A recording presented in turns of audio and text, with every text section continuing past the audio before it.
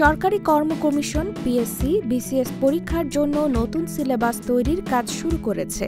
দীর্ঘদিনের প্রচলিত সিলেবাসে পরিবর্তন আনার মূল উদ্দেশ্য হল চাকরি প্রার্থীদের বিশ্বমানে প্রস্তুত করা।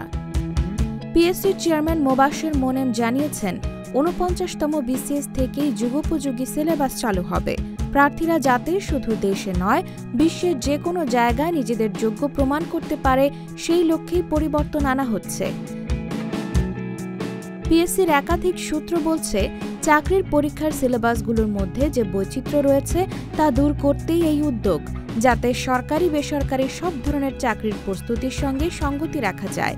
একই সঙ্গে বৈশ্বিক চাকরির বাজারেও প্রতিযোগিতার জন্য প্রার্থীদের প্রস্তুত করতে চায় পিএসসি। পিএসসির সদস্য মোহাম্মদ নাজমুল আমিন মজুমদার জানিয়েছেন, ভারতের, শ্রীলঙ্কার ও সিঙ্গাপুরের চাকরির পরীক্ষার সিলেবাস নিয়ে গবেষণা করা হচ্ছে। নতুন সিলেবাসে মুখস্থ নির্ভরতা কমানো হবে, গড়ে তোলা হবে এমন প্রার্থী যারা শুধু সিভিল সার্ভিসের জন্য নয়, বিশ্বের যে কোনো জায়গায় কাজ করার জন্য নিজেকে প্রস্তুত রাখতে পারবেন।